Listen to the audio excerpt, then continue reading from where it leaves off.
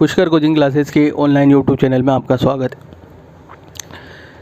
अध्याय पहला सामाजिक विज्ञान कक्षा 10वीं क्वेश्चन नंबर 5वां। जो 3 मार्क्स में आने वाले क्वेश्चन है उनकी संख्या अपने पास में 5 हो गई। 5वें नंबर क्वेश्चन देख रहे हैं अपन। जल संसाधन का मानव जीवन में क्या महत्व है। जल संसाधन का मानव जीवन में क्या महत्व है।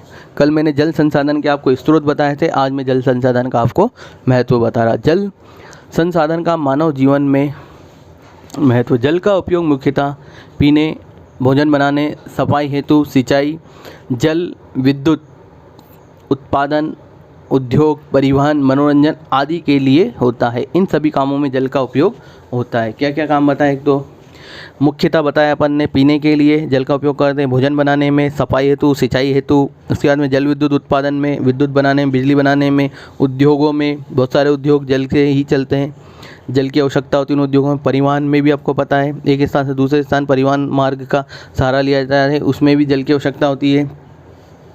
बड़े बड़े बंदरगाहों पर परिवहन के द्वारा ही जाया जाता है। उसके बाद में मनोरंजन आदि के लिए होता है। जल का सर्वाधिक उपयोग सिंचाई के लिए किया जाता है।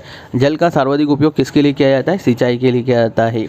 जल का सबसे ज़्यादा उपयोग सिंचाई के लिए किया जाता है। और आप देखें, जल एक मूल्यवान संपदा है। जल एक कैसी संपदा है।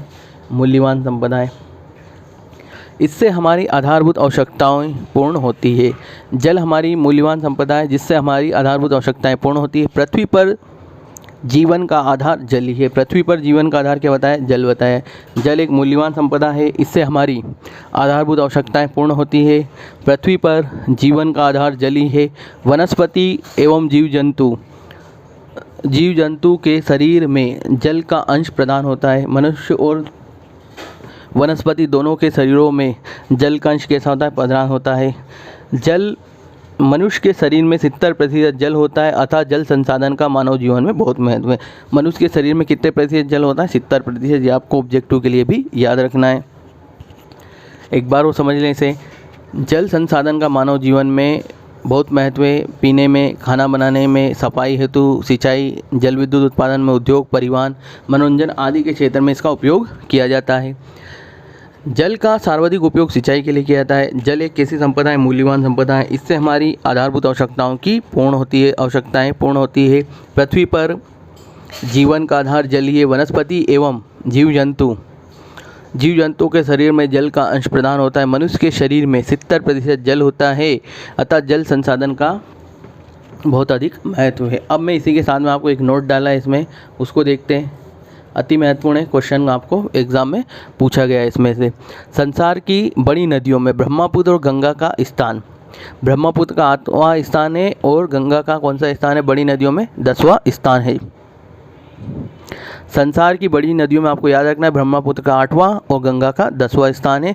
गंगा की लंबाई भी दी गई है, यहाँ पे मेंशन की गई है 2725 किलोमीटर। गंगा की लंबाई कितनी। 2725 किलोमीटर। उसके बाद में मैंने आपको यहाँ पे वेरी IOMP राष्ट्रीय उद्यान के बारे में बताया गया है, जो एग्ज़ाम में पूछे गए हैं, जो अभी तक एग्ज़ामों में पूछे गए हैं, अपनी बोर्ड परीक्षाओं में पूछे गए वो IMP क्वेश्चन अपन यहाँ पे बता रहे हैं। देखें, काजीरंगा राष्ट्रीय उद्यान कहाँ पर है। असम में है। काजीरंगा राष्ट्रीय उद्यान कहाँ पर है। आपका असम में है। उसके बारे में आपको मैं कुछ बातें बता दूँ काजीरंगा राष्ट्रीय उद्यान के बारे में। देखें आप ध्यान से।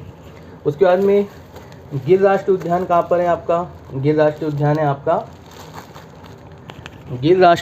है आपका गुजरात में। अब काजीरंगा राष्ट्रीय उद्यान में कौन से जानवर मिलते हैं। एक सींग वाले भारतीय गेंडे का आश्रय स्थल है। एक सींग वाले गेंडे कहाँ मिलते हैं। आपको काजीरंगा राष्ट्रीय उद्यान में मिलते हैं।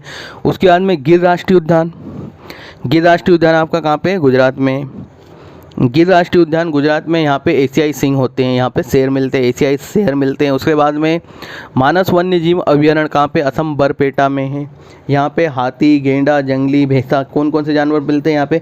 हाथी, गेंडा, जंगली भैंसा, सुअर, लंगूर, घड़ियाल, अजगर, बड़ी गिलहरी आदि सारे जानवर मिलते हैं। उसके बाद में पिन वैली नेशनल पार्क है आपका हिमाचल प्रदेश में। यहाँ पर बर्फ़ का भेड़िया, जंगली बकरी, भूरी लोमड़ी ये जानवर मिलते हैं। और जिम कार्बेट लास्ट वाला आपका उत्तराखंड में। यहाँ पे बाघ, हाथी आदि प्रकार के जानवर मिलते हैं। वो एक क्वेश्चन आपको याद रखना है। 1973 में बाघ परियोजना प्रारंभ की गई है। कब की गई थी बाघ परियोजना। बाघ परियोजना